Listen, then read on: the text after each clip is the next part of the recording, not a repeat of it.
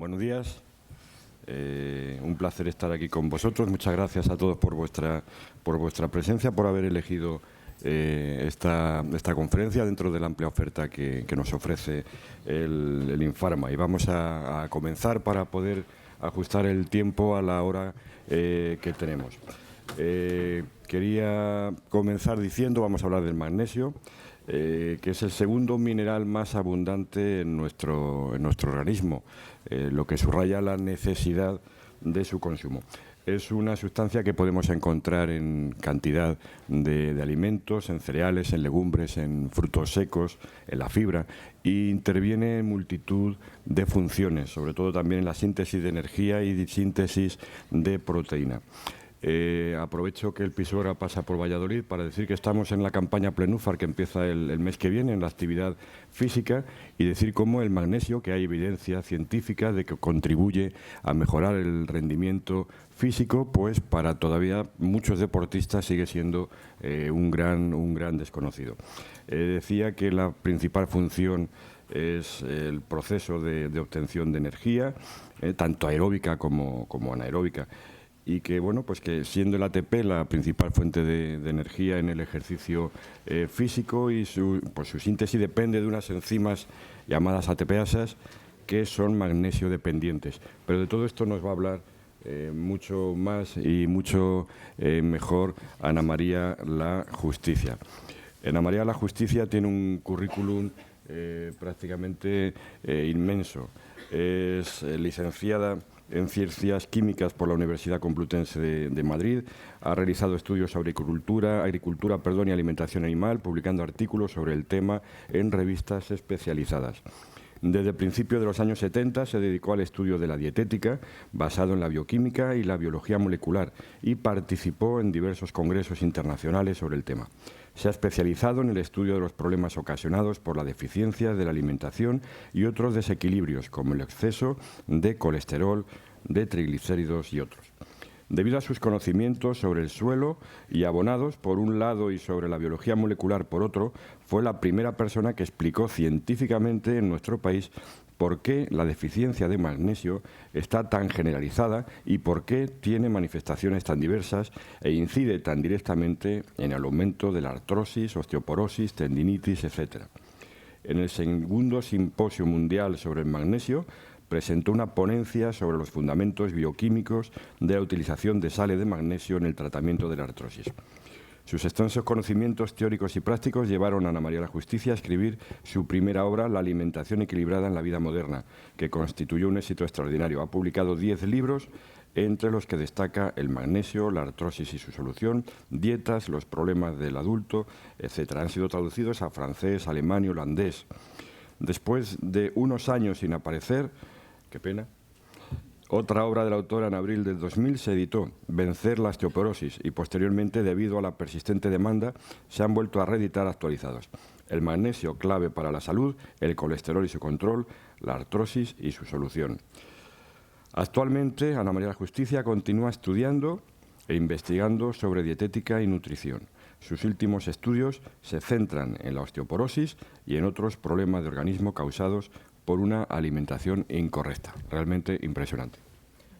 Muchas gracias por todo tu trabajo, por toda tu vida dedicada a la ciencia, Ana María, y cuando quieras. Vale.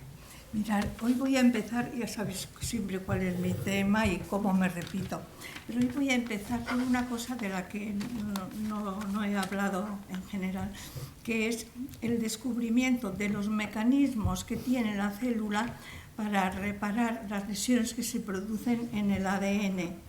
El ADN, sabéis que es una macromolécula en las cuales hay unas bases que son que se corresponden a una purina, una pirimidina, y son purinas y pirimidinas, y cuando se replica y se transcribe, cuando se reduplica la célula, o cuando tiene que transcribir una parte para fabricar una proteína, pues se tiene que mover, se tiene que separar, y para hacer unas hebras complementarias, con las bases complementarias a las que marca el trozo que se tiene que que transcribir o cuando se tiene que reduplicar toda. Bueno, pues en ese movimiento las uniones a través de puentes de hidrógeno son uniones lábiles que permiten que se desenrosque con facilidad y por lo tanto es fácil que en cierto modo, por decirlo así, se rompan. Y entonces hay mutaciones por inserción de una base purina-pirimidina que no corresponde, por una base pirimidina-purina que no se corresponde, puede haber una inserción de bases, puede haber que falte una de las bases, puede haber también luego inserciones de virus y todo eso se ha estado estudiando por Lindan, Modric y Sankar desde a principios de los años 70. Por eso cuando les han dado el premio Nobel en el 2015 se explicaba 40 años de olvido injusto y ese olvido injusto vamos a intentar pues rendirles un homenaje. Pero además de estas mutaciones que se producen cuando hay la transcripción y la replicación, también ya os he dicho que hay inserciones de virus y hay un tipo de mutaciones que no se suelen explicar, que son las que se producen cuando el ADN se desenrosca. En el ADN tenemos las bases, purinas, pirimidinas, adenina, timina, guanina, citosina. Y aquí tenemos unos azúcares ribosa y la desoxirribosa en el ADN y luego uniendo unas bases con otras tenemos una molécula de ácido fosfórico que forma un fosfodiéster, un éster con la molécula de arriba, un éster con la molécula de abajo, con dos grupos OH, y el tercero OH, que está dando la cara hacia afuera, está ionizado, es decir, tiene cargas negativas. Pues esos grupos fosfato que tienen cargas negativas es muy importante, y eso ya se lee en el Leninger del 74, es muy importante que esas cargas negativas estén neutralizadas. En el surco ancho, que mide 22 Armstrong, están neutralizados por las histonas, que además de neutralizar las cargas negativas de los grupos fosfato, parece que son las que reprimen determinados genes que no se tienen que expresar en aquel momento. Y en el surco estrecho, que mide 12 Armstrong, lo que neutraliza las cargas negativas de los grupos fosfato es el magnesio. ¿Lo habéis oído explicar alguna vez? Yo no, cuando intento... Bueno, y entonces es muy importante tener esto en cuenta, que para que cuando el ADN se desenrosca no haya, por decirlo así, como que se pueda romper bruscamente porque dos cargas negativas se encuentran y se repelen, es muy importante que todas estas cargas negativas estén neutralizadas, y os lo digo, están neutralizadas por las histonas, que además reprimen los genes que no se tienen que exprimir, y por los iones magnesio en el surco estrecho. Luego también sabemos que se producen mutaciones por la acción de moléculas que tienen una mayor afinidad química con alguna de las bases que las bases entre sí, porque estas son uniones lábiles, son uniones a través de puentes de hidrógeno. Y hay, por ejemplo, los benzopirenos, aminas aromáticas, colorantes, ciertos tratamientos para los vegetales, algunos medicamentos que se unen covalentemente a una de las bases, porque tiene una mayor afinidad química con aquella base que las dos bases entre sí. Entonces, esa molécula que se une covalentemente a una de las bases es como si, vamos a poner un símil, fijaros bien, el ADN suponemos que es como una cremallera que se abre y se cierra con facilidad. Pues cuando se une una de las bases covalentemente, pues a una sustancia cancerígena, es como si en esa cremallera soldáramos una bolita en uno de los dientes. Y entonces esa cremallera ya no funciona bien. Eso. Y la otra cosa que puede ocurrir y que ocurre es que sabemos que la luz ultravioleta, los rayos X y la radiación gamma producen la dimerización de la timina, producen la dimerización de las pirimidinas, se dice. Pero como la adenina-timina solo tiene dos puentes de hidrógeno y la guanina-citosina 3, es más fácil que ocurran las mutaciones donde hay solo 2 puentes de hidrógeno. Entonces, la radiación, la luz ultravioleta, los rayos X y la radiación gamma son capaces de producir y producen dímeros de timina, que se unen por un ciclobutano. Bueno, entonces, ¿qué sucede? Tanto cuando se inserta una molécula que puede producir el cáncer, por decirlo así, como se suelda, o cuando se produce la unión de 2 dientes, esto es como si en la cremallera 2 dientes quedaran unidos. ¿Qué sucede? Que hay unas endonucleasas, o sea, unas enzimas que son capaces, según en unas bacterias, en los virus, en otras moléculas, cada cual en general se llaman endonucleasas, que son capaces de reconocer que se ha producido allí una mutación y 2 nucleótidos arriba, 2 nucleótidos abajo, deshacen, rompen el ADN, se queda fuera este trozo y siempre que la otra hebra haya quedado intacta, la ADN polimerasa hace la hebra nueva y correcta y la ADN ligasa lo liga y tenemos el ADN nuevecito. Pues eso es lo que descubrieron a principios de los años 70 Lindan, Modric y Sankar. Sankar sobre todo estudió la dimerización de la timina, o sea, la acción de la radiación ionizante que se llama. Pues la ADN polimerasa y la ADN ligasa necesitan magnesio. Y fijaros bien, yo tuve la suerte, Lara, por favor, yo tuve la suerte, empieza a pasar las estos, empieza la 1 hasta la 6. Ahora vamos a ver. El ADN, bueno, eso, la 2. En la 2, ¿veis cómo el ADN se desenrosca? Y luego se tiene que enroscar. Entonces, interesa que cuando hay ese desenrosque no haya repulsiones eléctricas. Y por eso ya en el Leninger del 74 se lee que es muy importante que los grupos fosfato que están ionizados estén neutralizados para que no haya repulsiones eléctricas. Luego sigue pasando. Aquí, bueno, aquí veis cómo el ADN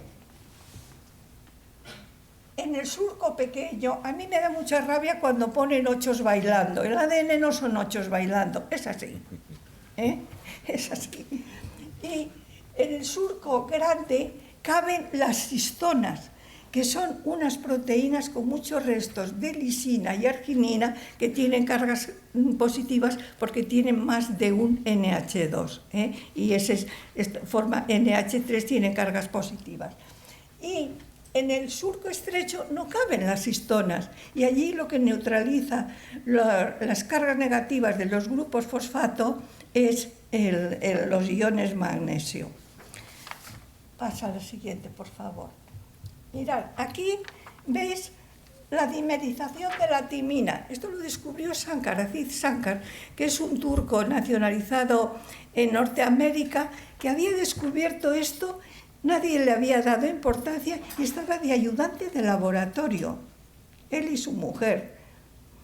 Y entonces esto, unos nucleótidos arriba, abajo, rompe eso y entonces siempre que la otra hebra del ADN está intacta, la ADN polimerasa, fijaros, esto es del año 76, cuando hubo un simposio en honor de Severo Ochoa, pues ya Severo Ochoa, fijaros bien, explica, él le llamaba polinucleótido fosforilasa, o sea, la enzima que ahora llamamos polimerasa, le llamó polinucleótido fosforilasa. Pues el año 76 ya Severo Ochoa explicaba la necesidad de magnesio en unas concentraciones determinadas para que la nucleótido fosforilasa, es como si lo hubiera llamado María de las Mercedes y nosotros ahora le llamamos Merche.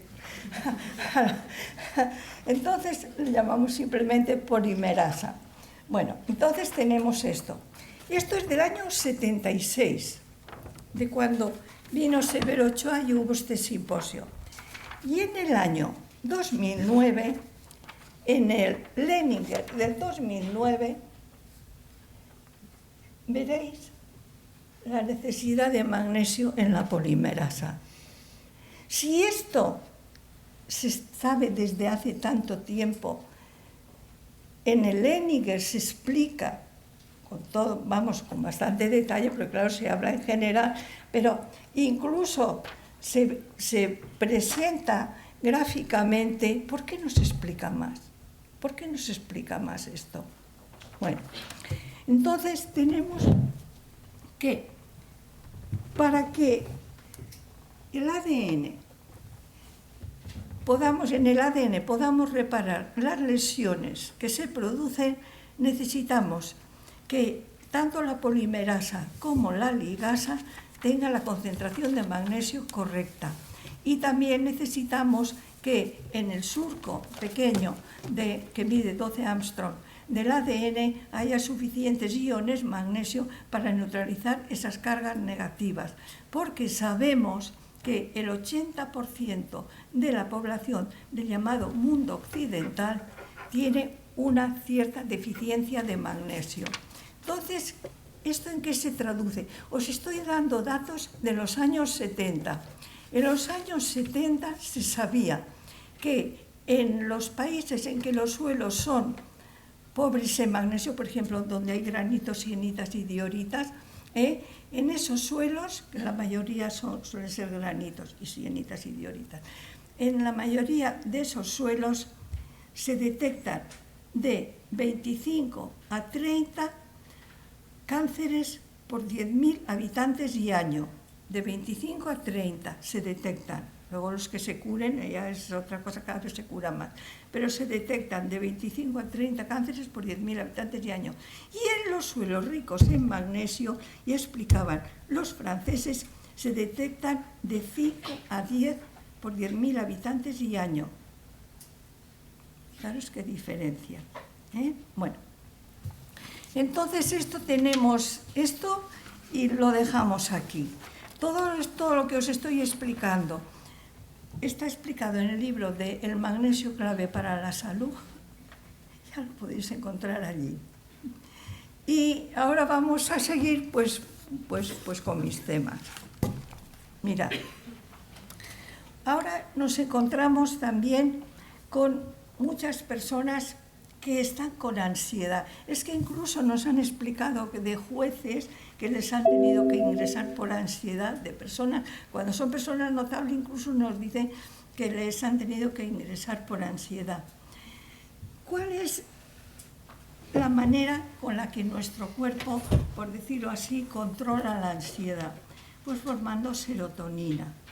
¿Qué es la serotonina? Es un neurotransmisor en el cerebro y además es una hormona que en gran parte se fabrica en la pared del intestino.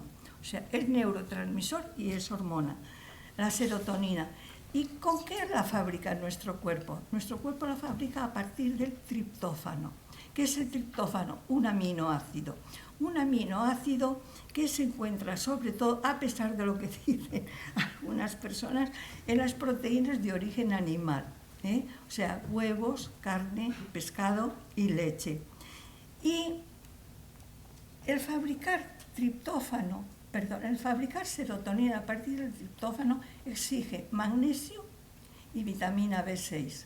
Y luego, esta serotonina que os digo es una hormona y también es un neurotransmisor, es la madre de la melatonina. La glándula pineal fabrica la melatonina a partir de la serotonina y esa melatonina es la que nos permite tener un sueño sosegado y reparador. Y en todos estos procesos interviene el magnesio.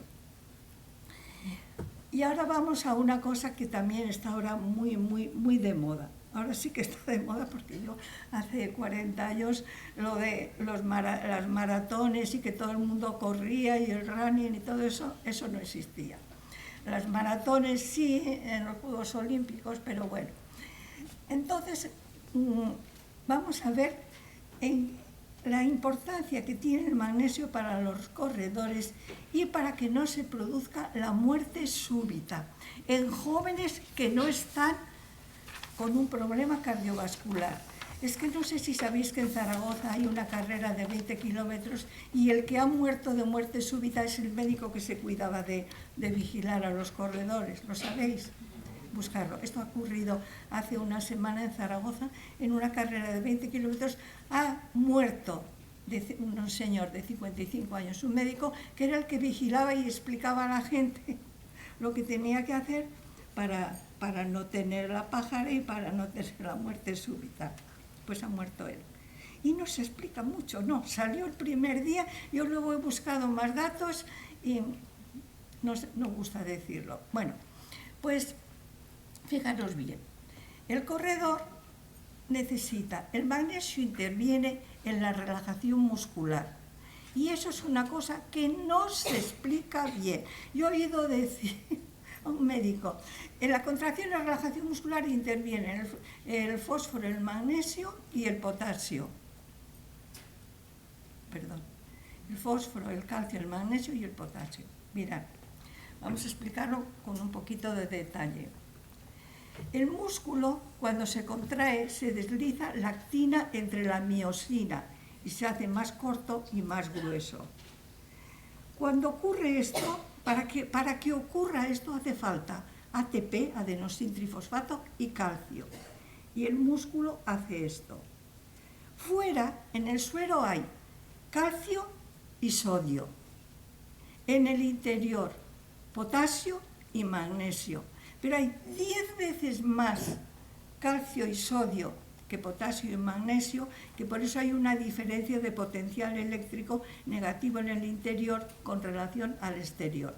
Bueno, pues cuando actúa el calcio, ahora vamos a dejar el ATP para simplificar.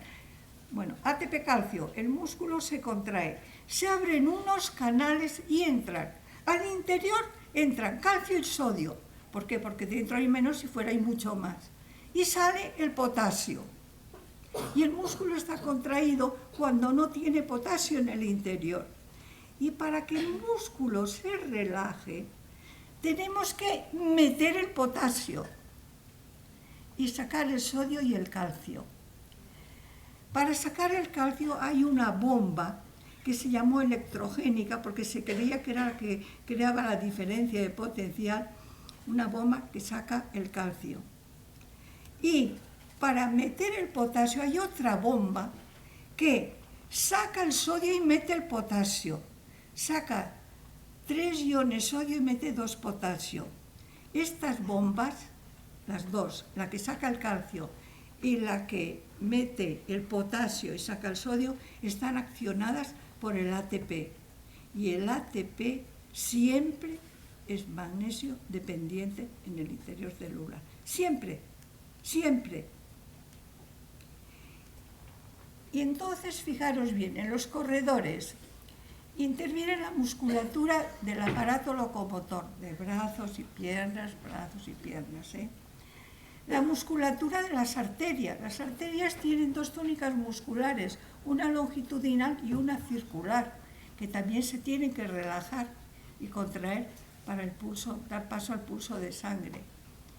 Y tenemos el músculo cardíaco, que se llama la bomba cerca.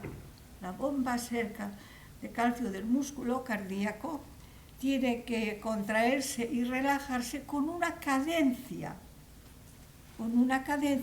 para que pueda bombear la sangre. Esa bomba cerca que necesita magnesio y no se suele explicar. Yo yo tengo datos de revistas del corazón que nos lo explican. Esa bomba cerca, cuando le falta magnesio y no puede hacer esta relajación, ¿qué hace? Hace esto. Se quiere relajar, no puede, se quiere relajar. ¿Y qué es esto? Una fibrilación, que es de lo que se mueren los jóvenes que hacen deporte, que están gastando el corazón, que se está esto, y no tienen un problema cardiovascular. Los jóvenes sanos que mueren de muerte súbita por una fibrilación, Barton Altura, Mildred Schilling y yo pensamos, y además yo estoy segura que es por falta de magnesio. Y entonces, por favor, pon la bomba cerca, nena. A ver, la bomba cerca. Es la número 8. Mirad, la bomba cerca. Leninger del 2009. La bomba cerca. En 3 pasos interviene el magnesio. Yo tengo escritos de una revista de la Sociedad Americana de Cardiología que explica la bomba cerca, habla el potasio, el sodio, el calcio, el fósforo, por todas partes, tal, y del magnesio, ni mu. Y sin embargo, ya lo veis la importancia que tiene. Lo hemos visto en la reparación del ADN, lo vemos en la contracción y relajación muscular y lo vemos también en el trabajo del corazón, cómo trabaja la bomba cerca, de verdad es esto. Bueno, entonces ya sabemos que las personas que tienen déficit de magnesio, cuando hacen una competición larga, una competición que dura 2 horas y pico, 3 horas dura la maratón, los partidos de fútbol, fijaros los chicos que mueren más de 100 jóvenes, entre futbolistas, corredores, maratonianos, medio maratonianos, y nos explica, se hace que pasen así un poquito como de puntillas. Bueno, pues estos jóvenes que mueren de muerte súbita, lo primero que tendrían que hacer es mirarles la concentración de magnesio en sangre, lo primero. Y ahora fijaros bien, si lo queréis apuntar, se da como buena la concentración en miligramos de 1,6 a 2,6. Y no es cierto. Solo está bien de 2,2 a 2,6 miligramos por 100 centímetros cúbicos de suero. Solo de 2,2 a 1,4 ya puede venir la muerte súbita. ¿Qué sucede? Si dan como bueno de 1,6, fijaros qué fácil es llegar en una carrera larga a llegar al 1,4. Medido en milimoles. Yo siempre digo, Dios mío, pobres médicos que les dan, incluso la dan en miliequivalentes. Medido en milimoles se da como bueno de 0,66 a 1,1. Solo está bien de 0,9 a 1,1 en milimoles. Y ya no os lo digo en miliequivalentes porque dan también en miliequivalentes y no os quiero marear. Bueno, entonces tenemos que yo supongo, estas personas que mueren de muerte súbita han gastado la cantidad de magnesio que tenían y no tienen reservas. Y ahora fijaros lo que os digo. ¿Quiénes ganan las competiciones de fondo y medio fondo? Los keniatas y los etíopes, pero no de cualquier sitio de Etiopía, de la región de Oromia. Y los keniatas, los kalenjin. ¿Dónde viven estas personas? En el Rift. ¿Qué es el Rift? Es una brecha que está separada, está partiendo África, en la cual desde hace miles de millones de años hay volcanes vomitando cenizas que están formadas, yo me preocupo de buscar la composición, están formadas por olivino, piroxinos y anfiboles. no os doy la composición, eso, pero os la voy a dar en elementos. En esa zona del Rif, fijaros lo que os digo. La composición de los suelos está formada por un 44,8% de oxígeno, un 21,5% de silicio, un 22,8% de magnesio, más magnesio que silicio, un 5,8% de hierro, un 2% de calcio y de aluminio y alrededor de un 3% de sodio y calcio. Es decir, los keniatas los kalenjin, no cualquier keniata, los kalenjin y los etíopes que viven en esa zona, que son las cenizas que arrastra el Nilo Azul y lleva al Nilo, tienen reservas de magnesio desde que son chiquitines. Tanto ya la leche de su madre como todo lo que comen. ¿Y qué comen fundamentalmente estas personas? Muchas semillas. Semillas que son riquísimas en magnesio, porque los alimentos más ricos en magnesio son las semillas, no son las plantas verdes como nos creíamos cuando yo estudiaba la carrera. No, los alimentos más ricos en magnesio son las semillas. El rey del mambo, el cacao. Y luego la mitad, que tiene alrededor entre 450 y 500 miligramos. Y luego le siguen las semillas, muchas de África que nosotros aquí no conocemos, y luego, por ejemplo, la soja y las almendras. Y luego tienen menos los cacahuetes, las avellanas, las nueces, pero de las corrientes que nosotros conocemos, la soja y las almendras le siguen al cacao, tienen la mitad. Entonces, fijaros bien, son los que ganan las carreras de fondo y medio fondo. ¿Por qué? Pues porque tienen reservas de magnesio, y esas reservas de magnesio van soltando las reservas de magnesio están en el periósteo, y esas reservas de magnesio se van soltando cuando se van necesitando. De modo que tenemos eso. Luego, ¿en qué más interviene el magnesio? En la obtención de energía. En el ciclo de Krebs. Ahora, mirad. Nosotros, la energía que utilizamos, en segundo lugar, es la de las grasas, pero en primer lugar, la energía que gastamos es la que nos da la glucosa. La glucosa entra en lo que llamamos degradación de Enden-Meyerhof, y entonces se forma ácido acético que se une al coenzima, y ese coenzima entra en el ciclo de Krebs. Por favor, la 10.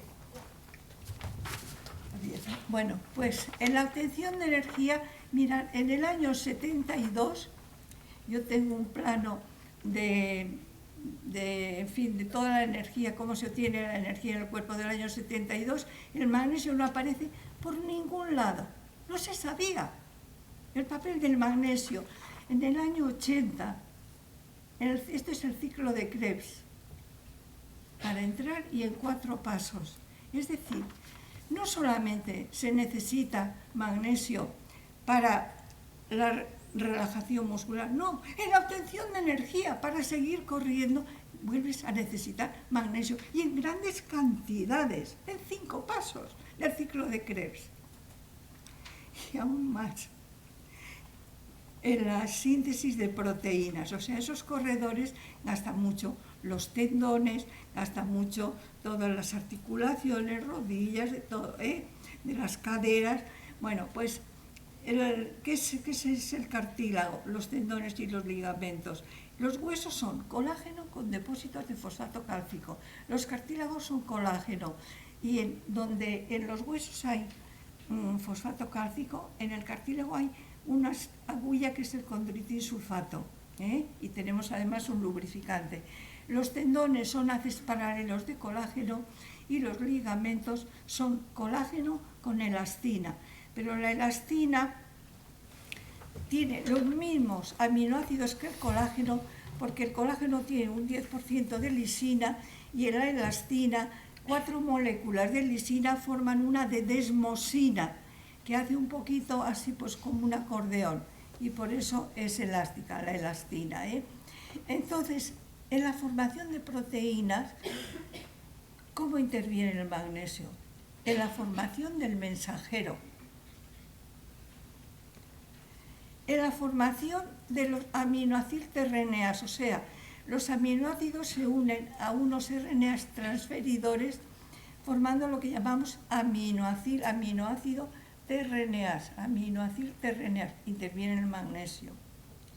En la iniciación de la cadena peptídica, y esto además se lo he oído explicar a Severo Ochoa, la liberación de los factores de iniciación de la cadena peptídica, interviene el magnesio. En la elongación de la cadena peptídica, interviene el magnesio. En la estabilidad de los ribosomas, esto, yo cuando asistí a tuve la suerte de asistir a este simposio, yo le preguntaba a Corrana le había dado el Nobel de Química aquel año, y le pregunté, escuche, ¿y qué concentración de cloruro magnesio, esto ya estamos hablando del cloruro de magnesio, se necesita para que los ribosomas sean estables? Me dice, no, yo no, dice, eso Nomura, me coge de la mano y me lleva con Nomura. Le pregunto, ¿qué concentración hace falta para que el ribosoma no se separe en las dos unidades? 10 milimoles. O sea, en el interior celular, en el citoplasma, hace falta que la concentración de magnesio, para que las cosas funcionen bien, hace falta una concentración de 10 milimoles. O sea, en suero 1 milimol, en el interior 10 milimoles, es 10 veces mayor la concentración de magnesio en el interior celular que en el suero sanguíneo. Entonces ya volvemos a tener el magnesio en la síntesis de proteínas. Fijaros, la relajación muscular, del aparato locomotor, de las arterias, del corazón, en la obtención de energía del ciclo de Krebs, en la fabricación de proteínas, en tantos pasos. Y no se explica bien. Y el 80% de la población tiene déficit de magnesio. Bueno, ahora vamos a pasar a otra cosa. En consecuencia de todo esto que está ocurriendo, ¿y por qué cada vez hay menos magnesio en los suelos? Pues porque en el mundo occidental, donde no hay ganado, estamos abonando con nitrógeno, fósforo y potasio. Acordaros los anuncios de los sacos rojos de Fertiberia, 15, 15, 15, 15% de nitrógeno, 15% de fósforo, 15% de potasio, y lo que pagamos los agricultores, yo he hecho de agricultora, es lo que te dan. Y estamos en Alemania y en Francia desde los años 20, donde no hay ganado, abonando con nitrógeno, fósforo y potasio. Primero se abonaba con sulfato amónico, luego también se abona con urea, pero fundamentalmente el 15-15-15 es el abono que más se suele utilizar. Y nosotros desde los años 50, el abonado químico, cuando preguntabas en la jefatura agronómica, yo preguntaba porque hicimos una plantación de avellanos, ¿dónde puedo hablar yo con gente que entienda de abonado? Y me decían, vaya a Reimat, que es Reimat, la finca de los Codorniu, de hacer el champán. Vaya a Reimat, que ellos allí son los que han empezado con el abonado y conocen tal. Bueno, pues nosotros hicimos un análisis de terrenos, tal. Entonces, ¿qué sucede? Que desde los años 50 se están empobreciendo los suelos en magnesio. ¿Por qué? Porque las cosechas extraen de promedio unos 20 kilos de óxido de magnesio por hectárea y año. Con las cosechas estamos sacando magnesio, con unas más que con otras, porque son legumbres, sacamos más magnesio, por ejemplo, incluso que con los cereales. Estamos sacando magnesio. Y no lo estamos restituyendo. ¿Qué sucede? Que cada vez hay menos magnesio en los alimentos. Si cada vez hay menos magnesio en los suelos, cada vez hay menos magnesio en los alimentos. Y ahora, ¿qué pasa? Que ahora ya hay muchos niños que ya nacen con falta de magnesio. A ver si encuentro... No, hay un libro de la doctora Usain Bosch, que está dedicado a la falta de magnesio en los niños. Una doctora francesa con otros pediatras franceses. Convulsiones. Mirad, cuando los niños tienen falta de magnesio ya de pequeñitos, tienen hipo, tienen convulsiones. Lloran, cuando lloran, lo que dicen en Cataluña, pierden el plo. Cuando están en la camita, hacen así, mueven la boquita, hacen así con las manitas, ya os digo, tienen hipo con facilidad. Y un 1 por 1000 de bebés entre el nacimiento y de menos de 2 meses, 3 meses, mueren de muerte súbita, que se llama muerte súbita del infante. Y también los expertos en magnesio, como Mildred Schilling, como Barton Altura, como Bel Altura, como yo, por lo que sé, que yo no he hecho ninguna investigación, yo lo único que hago es estudiar lo que hacen los investigadores. Yo no he descubierto nada, pero he estudiado lo que dicen los que saben de verdad y no quieren mentir, porque hay mucha gente que miente. Entonces, estos dicen que ese 1 por 1000 de niños que mueren de muerte súbita es por falta de magnesio ya en el embarazo de la madre. Y fijaros ahora la cantidad de mujeres que tienen luego lo que llaman depresión postparto y ansiedad y muchos calambres y muchas contracturas, hay muchos niños prematuros. ¿Por qué?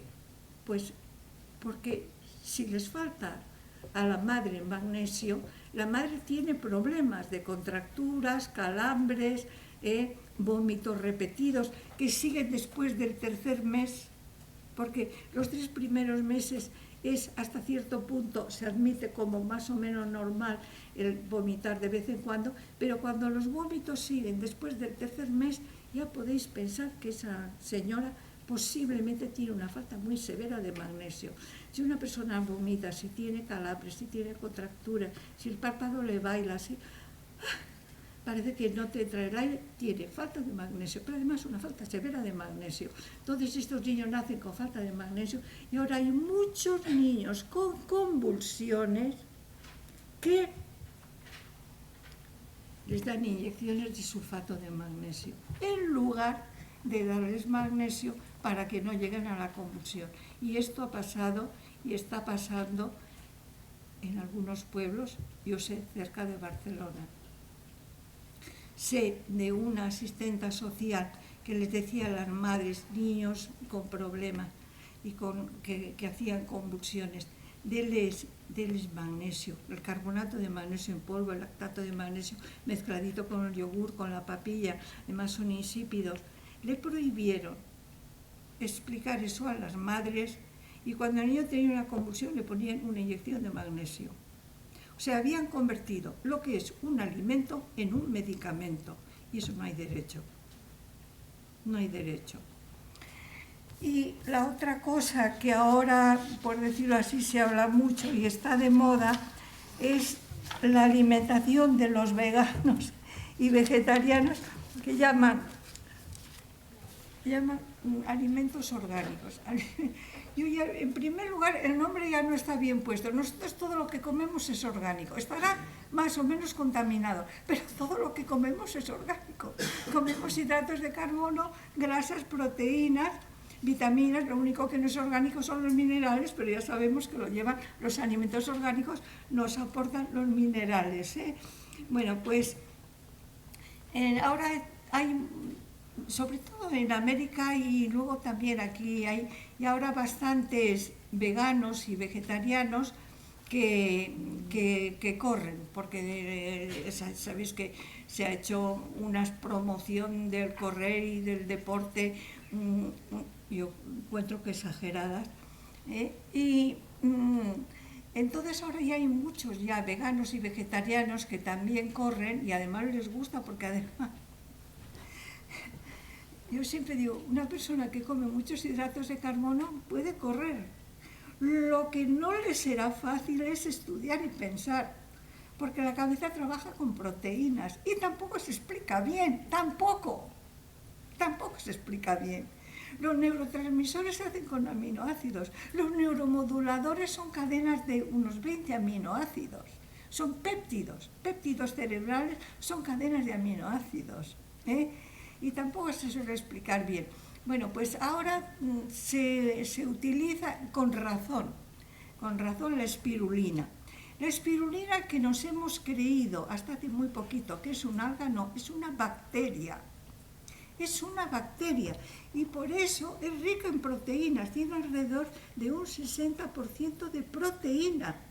Y entonces la espirulina es un alimento que es interesante para estas personas que no quieren comer alimentos de origen animal y pueden tomar esta espirulina, que creen que es un alga, o todos nos hemos creído, hasta hace muy poquito que sabemos que es una bacteria. Esta espirulina, ya os digo, tiene alrededor de un 60% de proteínas, pues es un alimento interesante. Y además tiene los aminoácidos, también tiene los aminoácidos esenciales, tiene minerales y en fin. Y ahora, no sé si en otras veces suele haber un ratito para preguntas. Sí. No sé si... Sí, muchas gracias, Ana María. Impresionante.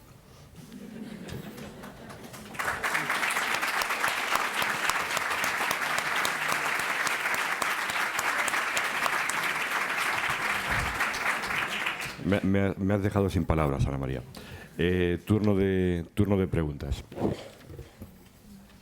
¿Quién hace la primera pregunta? Sí, ahí, por favor. Sí. Y no fuerte porque no le veo. Con estas luces me ciegan. Y no puede haber, ahora con la moda del magnesio también, que ahora sí que se está poniendo... ¿Por qué no se acerca? Porque con estas luces y lejos ni le veo ni le oigo. Un exceso en el consumo de magnesio y que pueda ser perjudicial. Un exceso de consumo de magnesio que sí puede ser perjudicial. Laxa. Mirad, para que el magnesio pase del tubo intestinal, porque el magnesio se absorbe al parecer en la primera parte del intestino, en el duodeno fundamentalmente se cree. Bueno, para que el magnesio pase del intestino a la sangre necesita unos transportadores, oiréis decir, necesita carriers, ahora se usan tantas palabras inglesas, y esos transportadores son unas proteínas que hay en la pared del intestino que unos creen que hace esto y otros creen que es como una hélice, que pasa en los iones magnesio desde el tubo intestinal a la sangre. Ahora bien, el número de carriers que tenemos es limitado, son los que hay, cada cual tiene los que tiene, unos tiene más, otros yo me imagino que tengo menos porque yo necesito tomar mucho magnesio, o sea, cada cual tiene los que tiene. Y para que los iones magnesio pasen a la sangre necesitan encontrar un transportador. Y todos los iones magnesio con sus dos cargas positivas que no han encontrado un transportador, rodeados de moléculas de agua, continúan con el colon hasta el recto con las heces. ¿Cuál es el resultado? El resultado es que las heces son más líquidas. No se ha hecho mala digestión, fijaros bien. No es una diarrea, no, son heces acuosas. ¿Por qué? Porque los iones magnesio que tienen dos cargas positivas se rodean de moléculas de agua. ¿Por qué? Las moléculas de agua tienen la carga eléctrica desigualmente repartida. ¿Por qué? Sabéis que todos los átomos tienen para estar, digo yo a la gente, tranquilos, tienen que tener 2 electrones en la capa más externa u 8. El átomo de oxígeno tiene 6 electrones y van en pares, un par, 2 pares, 1 y 1. Ahora imaginaros aquí, 2, 4, 5 y 6 electrones. Mi cara es un átomo de oxígeno. 2, 4, 5 y 6 electrones. El átomo de hidrógeno tiene un electrón en la capa más externa. Quiere tener 2 como el helio. Quiere tener configuración de gas noble, 2 u 8. Y entonces comparte este electrón del oxígeno, un átomo de hidrógeno y otro átomo de hidrógeno comparten estos dos electrones. Estos electrones de aquí son compartidos. El átomo de hidrógeno CD1, el oxígeno CD para compartir este. Pero estos dos átomos de hidrógeno tienen cada uno un protón. Entonces tenemos que, aquí tenemos electrones, pero aquí hay dos protones más. Fijaros, pensar en la cabecita del ratón Mickey. Las orejas del ratón Mickey son los átomos de hidrógeno. Esos átomos de hidrógeno cada uno tiene un protón. Entonces aquí hay más protones que aquí. ¿Qué quiere decir eso? Que por aquí la molécula de agua es más negativa y entonces es atraída por los iones magnesio, que son muy positivos y son rodeados de moléculas de agua que tienen una carga residual negativa, y entonces esos átomos de magnesio, esos iones magnesio, van rodeados de moléculas de agua y entonces las heces son más blandas, son más acuosas. Esa es lo que sucede cuando se toma la cantidad de magnesio que no se puede pasar a la sangre. Por eso, cuando una persona tiene una falta muy grande de magnesio, yo siempre digo, tómelo muy repartido, tómelo en el desayuno, en la comida, en la merienda y en la cena, porque si tú tomas una cantidad grande de magnesio de una sola vez, vas a tirar muchísimo. Fijaros bien, los que se considera que se absorben en mayor cantidad, o sea que tienen una mayor biodisponibilidad, porque ahora se procura retorcer todo, pues son el carbonato y el cloruro, los dos más baratos. Los dos más baratos. El carbonato y el cloruro se admite por los expertos que se asimilan entre un 20 y un 25%, tanto del cloruro como del carbonato. ¿Da lo mismo tomar cloruro o carbonato? Sí, el cloruro tiene un pH ácido. Las personas que no tienen ningún problema de estómago, pues tomas el cloruro al empezar a comer y ya está, o antes del postre. Bueno, ¿y si tomo carbonato? Si tomas carbonato con agua o con leche, cuando llegue al estómago, el carbonato te va a hacer gases. ¿Por qué? Porque con el ácido clorhídrico que tenemos en el estómago se va a formar cloruro de magnesio y ácido carbónico. El ácido carbónico es inestable, forma CO2 y H2O.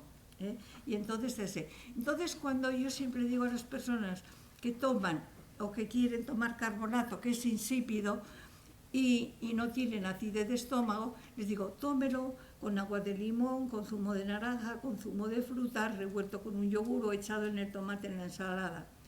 Ah, pero yo tengo acidez de estómago, entonces tómelo con agua o con leche.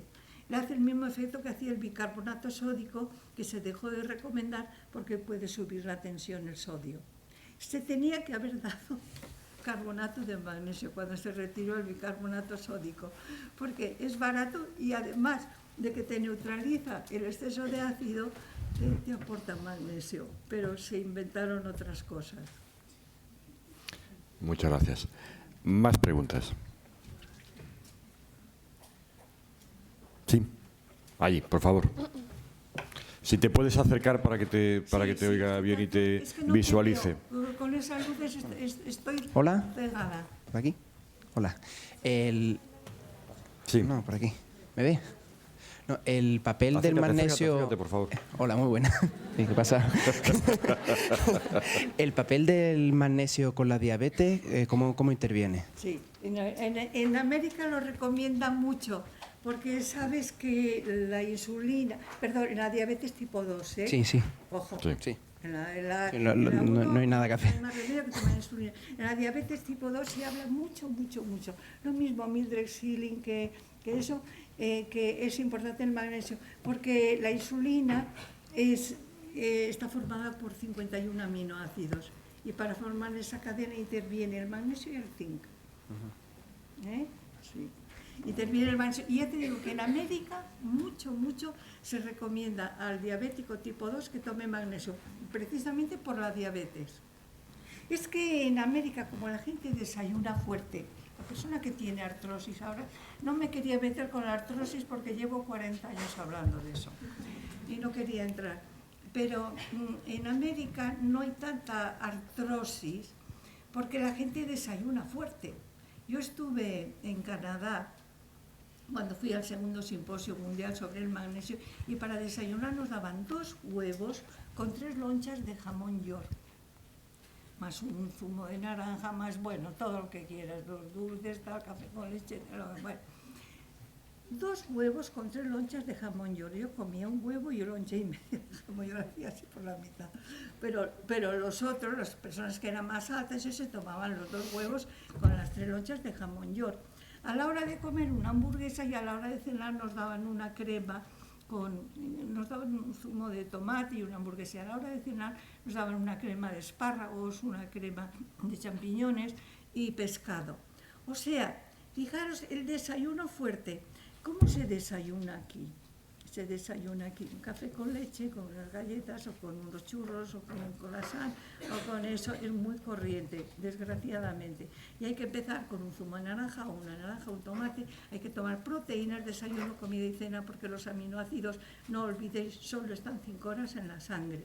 5 horas. Una vez que hemos hecho la digestión, 5 horas, nos levantamos en ayunas. La palabra desayunar significa dejar de ayunar.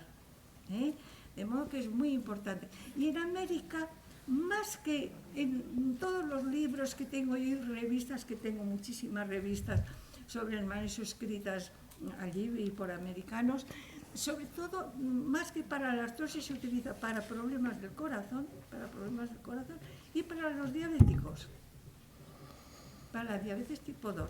Se recomienda muchísimo el magnesio. Yo, si algún día alguien quisiera ver de dónde saco la información, pues con muchísimo gusto les enseñaría, porque podemos ayudar a mucha gente a vivir bien simplemente comiendo bien, porque el magnesio es un alimento. Y hay que enseñar a la gente que la vitamina C solo está 5 horas en la sangre, que no tiene sentido tomar pastillas de 1 gramo o de 2 gramos de vitamina C de golpe, porque le estás dando trabajo al riñón. Si tú tienes, yo suelo tomar medio vaso, yo tuve azúcar, porque me dieron cortisona y comía mal, por eso tenía mucha artrosis. Yo fui 21 años con un corsé de varillas y no me podía acostar por el lado derecho porque tenía una artrosis en la cadera. Cuidadito. Bueno, pues yo tomo un vaso de zumo, medio vaso de zumo naranja para no tomarme una cantidad grande de azúcar, y luego tomo pues una naranja al mediodía y a lo mejor un kiwi por la noche o otra vez naranja por la noche. Y cuando tomo otra fruta, por ejemplo, como melocotones o manzana, como una fruta que no tiene vitamina C, me parto una pastilla de redoxón en cuartos y me tomo un cuarto por la mañana, un cuarto al mediodía, un cuarto a la mañana, un cuarto a la cena. Me lo voy tomando a cuartos. ¿Por qué? Porque ¿qué cantidad de vitamina C necesitamos? Fijaros bien, los ingleses, debían ser escoceses los que decían esto, decían que 30 miligramos al día. Los norteamericanos, cuando yo lo estudiaba, decían que 60, ahora se dicen que 75 miligramos, pero repartidos, porque si solo está 5 horas en la sangre, pues ya os digo, con medio vaso de zumo de naranja, una naranja o un tomate o un kiwi en cada comida es suficiente. Y cuando comes una fruta que no tiene vitamina C, como la manzana, pues media pastillita de redoxón o un cuarto, porque no hay que cargar el riñón de trabajo. Y si estás tomando mucha vitamina C o mucho de lo que sea, o mucho potasio o lo que sea, le estás obligando a trabajar mucho. Muy bien. Una última pregunta. Monse. Sí, ya no hay más posibilidad de preguntas. Bueno, se nos ha terminado. Solamente 1 minuto, por favor. Solamente 1 minuto para una pregunta. Sí. Diga. Saber si está de acuerdo con las recomendaciones de magnesio oficiales o cree que deberían ser más. Y luego, de todos estos complejos alimenticios, complementos alimenticios que tenemos en la farmacia, si hay alguno que el magnesio más alguna otra cosa, magnesio solo. Yo soy partidaria del magnesio porque los oligoelementos, en cuanto te pasas, suelen ser tóxicos. Por ejemplo, el zinc, el cobre, esas cosas. Yo soy partidaria del magnesio, y luego pues... ¿Y las recomendaciones le parecen óptimas? ¿Perdón? ¿Las recomendaciones actuales? ¿Cuánto magnesio recomendaría? 360 miligramos, eso es una tontería. Fijaros bien, el pueblo más longevo de la Tierra, y además que al parecer dicen que los centenarios allí tienen la cabeza en su sitio, son los japoneses. ¿Sabéis qué cantidad de magnesio toman diariamente? Con su comida y con su suelo. Con su suelo y con la cantidad de pescado que toman, pero sobre todo con ese suelo, de 600 a 800 miligramos día, de 3 a 4 veces lo que estamos tomando, lo que se recomienda a los occidentales. Yo pienso, pero reconchos, esta gente no estudia, no sabe, no piensa. Y los japoneses, además, tienen el cociente intelectual de promedio 111 contra nosotros 100. O sea que tienen un 10% de superdotados contra un 2% de los occidentales. Y además son el pueblo más inteligente y más longevo de la Tierra. Y hubo unos estudios que yo publiqué en el libro Los problemas del adulto, el fenómeno japonés le llamaba, que dice que eso los japoneses lo deben a que toman esa cantidad de magnesio de 3 a 4 veces más que los occidentales y que no comen grasas saturadas. Solo toman aceites muy insaturados. Y a eso se atribuye su inteligencia y su longevidad. Muy bien. Bueno, terminamos ya. Hace falta terminar. Solamente 10 segundos. No suelo hacer en las moderaciones reflexiones personales nunca, pero voy a hacer una excepción. Y tengo que decir a Alma María que en cientos de conferencias, mesas redondas que he asistido, nunca había disfrutado tanto de una conferencia como la he disfrutado hoy. Además he tenido la suerte de poderla moderar. Ha sido realmente un placer. Muchas gracias por toda una vida dedicada a la ciencia. Gracias por tu espíritu. Hacen falta mujeres como tú en la ciencia. Hacen falta muchas mujeres. Y eres un ejemplo para todos nosotros. Muchas gracias y muchas gracias a vosotros por la asistencia.